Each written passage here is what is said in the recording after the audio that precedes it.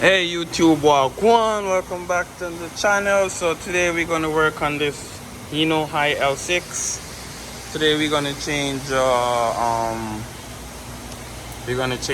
coolant level sensor right there. But first we gotta drop the coolant.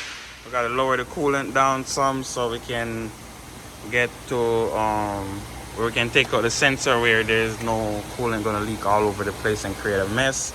So this one have a Cummins engine in it, guys. I guess that's what the new Hino them coming with now, Cummins. I have a code for 197. So that's for the coolant. That's a coolant code. I will show you once I get the computer hooked up to it too. But I already diagnosed the truck and I test the wires. If you get that code, you can unplug the wire, and if the code change, then you can know the line, you can know the wires is good.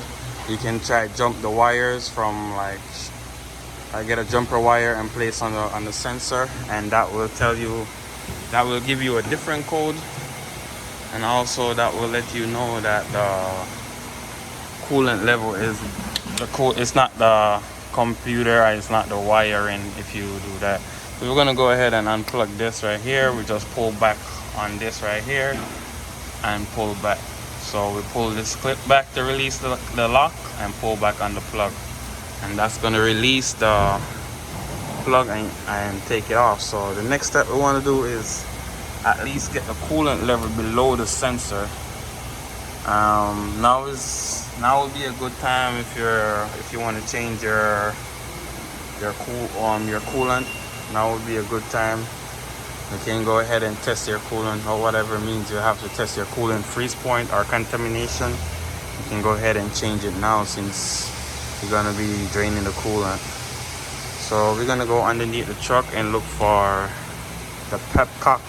If that's what they call it. There's a little thing where you can open it, and so let's go there. Alright, so this is what, sometimes you can use your hand and turn it, and I guess I can use my hand and turn it, so I don't need to bring out the pliers and that, just sit on that. And also have that thing that show you that it does not recommend you use any tools on it, because it's like a soft plastic. Alright, we're gonna pull this back. So we're gonna get our catch can underneath. We're gonna get in here. I'm gonna pull that, and it's gonna leak out. So I'll give it some more under.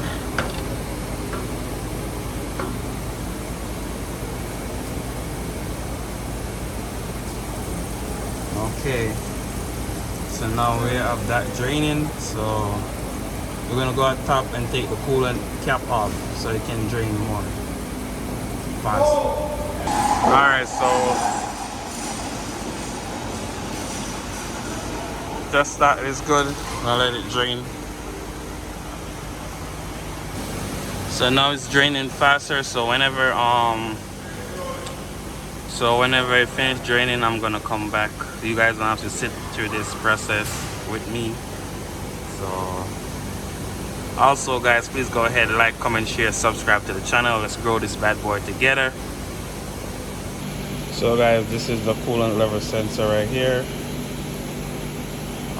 That's the part number from Hino. That's what the sensor look like. It already come with sealant for the thread, so no need to put that.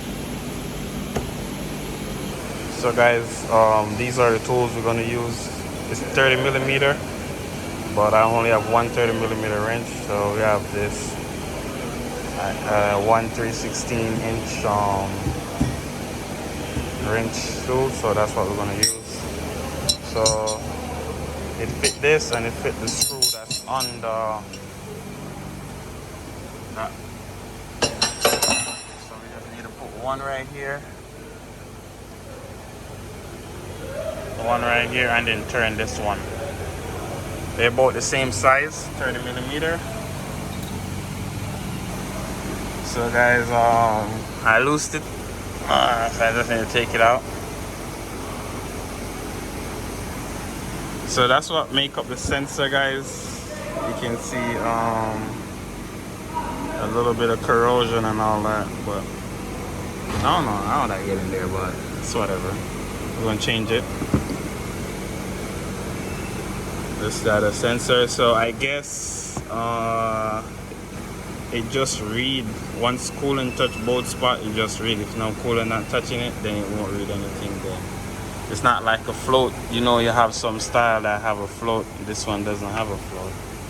This one go directly into the coolant to read the coolant from there. So we just turn it in, and then we're gonna get a wrench.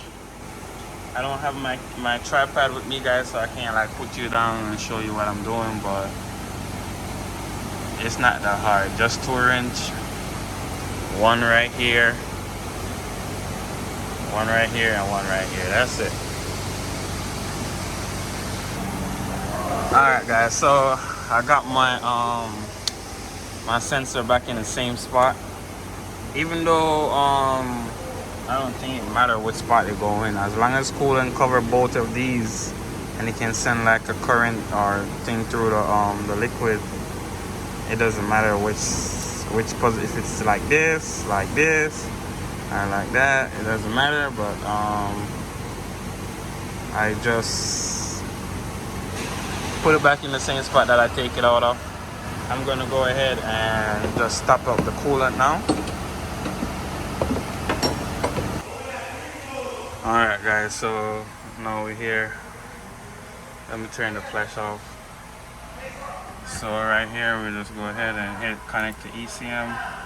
We don't need we don't put non-security, because we're just trying to read the code, and you can read and clear the code with that. I think go ahead and hit retry. Let me check to make sure everything is connected properly. Alright guys, so it was my fault right here. I'm gonna go ahead and hit retry. I didn't connect the thing I connected it to the truck, but I didn't connect it to the computer right here. So now it's reading, so it's gonna go ahead and just I know the refresh rate on the tablet is really bad because it's flashing, but in real life the tablet's not flickering like that. To my eyes can't see that refresh rate. So I'm gonna let that load. So while that's loading, guys, let's just stop. So like LED don't come on and stay on constantly. They come on and flicker, and because the camera shutter speed flicker the same way as how it refresh, that's why the light, that's why it shows like it's flickering. Even in the car you will see it's like it's flickering on the dash and all that. Alright, so we're gonna go ahead and go to codes. I'm just gonna cancel this. Alright, so you can see we have 1970197. That's the code we have.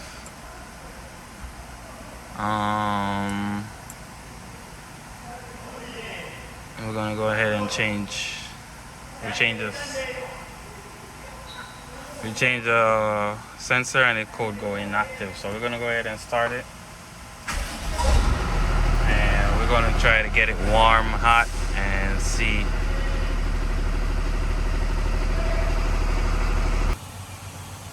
So guys,